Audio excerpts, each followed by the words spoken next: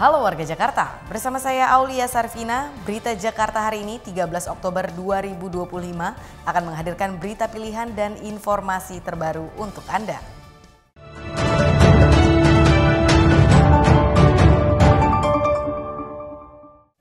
Warga Jakarta, sebelum kita ke berita utama Berita Jakarta hari ini, dari meja redaksi telah kami siapkan 3 berita pilihan dari website beritajakarta.id berikut ini. Informasi pertama, Taman Marga Satwa Ragunan telah melakukan uji coba wisata alam. Bertajuk Night at the Ragunan Zoo, masyarakat kini dapat menikmati suasana hutan kota sambil belajar mengenal perilaku satwa nokturnal. Kegiatan ini dilakukan untuk memperluas akses edukasi satwa bagi masyarakat serta menjadi alternatif rekreasi keluarga. Uji coba ini mendapat apresiasi tinggi dari masyarakat dengan kehadiran lebih dari 3.600 pengunjung. Akan ada evaluasi menyeluruh dari Pemprov DKI untuk meningkatkan pelayanan wisata malam ke depannya. Kemudian ada informasi dari Suku Dinas Bina Marga Jakarta Utara yang berhasil memperbaiki lebih dari 10.000 titik jalan rusak dengan total luas lebih dari 102.000 meter persegi hingga September 2025. Perbaikan dilakukan dengan penambalan cepat menggunakan metode cold mix dan hot mix.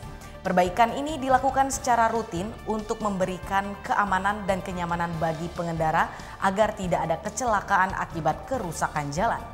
Selanjutnya, Pemprov DKI Jakarta berpartisipasi dalam Wonderful Indonesia Tourism Fair atau WITF dan Southeast Asia Business Event Forum. Ini adalah langkah strategis untuk memperkuat posisi Jakarta sebagai destinasi pariwisata berkelas dunia. Keikutsertaan ini wujud nyata komitmen untuk menjadikan Jakarta sebagai kota global yang modern, kreatif, dan berbudaya. Diharapkan keikutsertaan dalam event ini mampu memperluas pasar dan meningkatkan kunjungan wisatawan ke Jakarta. Informasi selengkapnya, warga Jakarta bisa langsung kunjungi website beritajakarta.id, website berita resmi pemerintah Provinsi DKI Jakarta.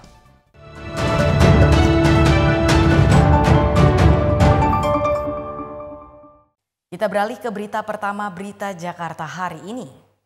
Pemerintah Provinsi DKI Jakarta memastikan proyek pembangunan LRT Koridor Utara yang akan menghubungkan Kelapa Gading hingga Pantai Indah Kapuk II akan segera dimulai. Proyek ini diharapkan mendorong pemerataan pembangunan dan membuka konektivitas baru di wilayah Jakarta Utara.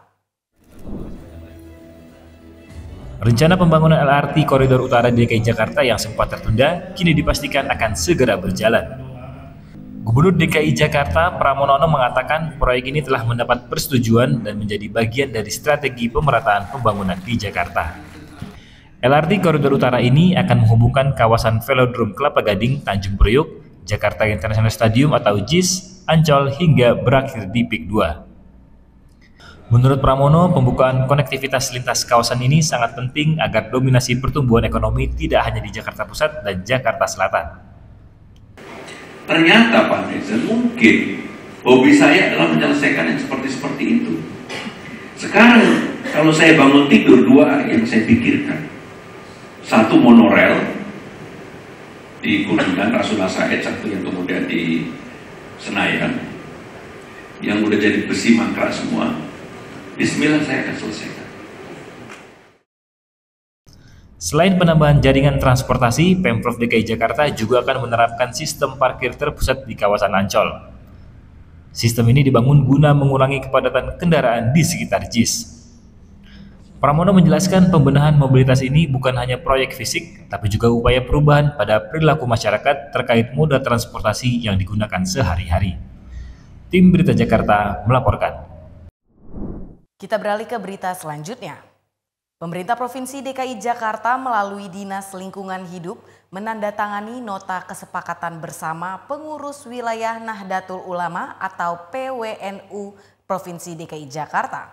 Kerjasama ini dilakukan terkait pengelolaan sampah organik di Jakarta yang diharapkan mampu mengurangi beban volume persampahan Jakarta.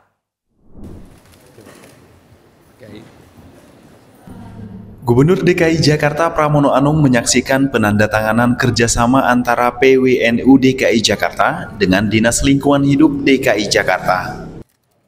Kerjasama ini menitikberatkan pada pengelolaan sampah organik yang diharapkan tidak hanya memberikan manfaat bagi warga NU, tetapi juga bagi seluruh masyarakat Jakarta. Pramono mengatakan setiap harinya Jakarta menghasilkan 7.700 hingga 8.000 ton sampah dengan cadangan sampah di Bantar Gebang mencapai sekitar 55 juta ton. Apabila 10% sampah harian mampu dikelola melalui kerjasama ini, maka akan ada pengurangan beban persampahan yang luar biasa. Kalau kemudian ada gerakan yang dilakukan bersama-sama dengan PWNU tadi, menurut saya ini juga akan memberikan beban yang luar biasa terhadap persoalan persampahan kita. Pramono juga yakin sampah di Bantar Gebang nantinya justru akan menjadi harta karun bagi Jakarta. Hal ini seiring dengan diterbitkannya regulasi pengelolaan sampah untuk pembangunan pembangkit listrik tenaga sampah atau PLTSA.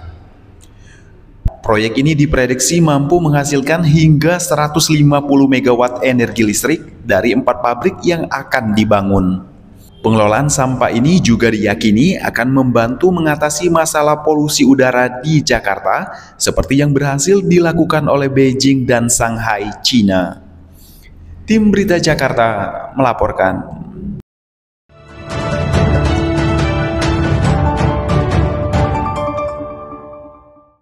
Kita ke segmen Info Jakarta. Untuk warga Jakarta yang ingin mengajak keluarga wisata edukasi, PT Transjakarta memberikan layanan rute-rute bus Transjakarta yang akan melewati beberapa museum yang ada di Jakarta. Berikut informasinya.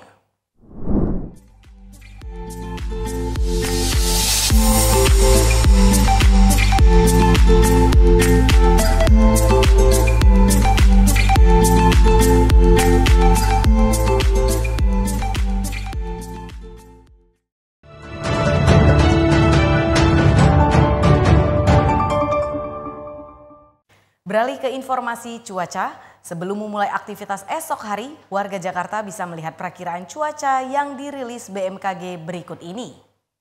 Dikutip dari laman bmkg.go.id, pada Selasa 14 Oktober 2025, sebagian besar wilayah Jakarta diperkirakan berawan. Wilayah yang diperkirakan akan berawan yakni Jakarta Pusat, Jakarta Utara, Jakarta Selatan, Jakarta Timur, dan Jakarta Barat. Sementara Kepulauan Seribu diperkirakan diguyur hujan ringan. Suhu udara diperkirakan berkisar antara 25 hingga 34 derajat Celcius. Masyarakat diimbau tetap waspada terhadap perubahan cuaca yang terjadi. Demikian berita Jakarta hari ini, saya Aulia Sartina dan tim redaksi pamit undur diri. Menyongsong 5 abad Jakarta, jati diri Indonesia, megapolitan dunia. Sampai jumpa.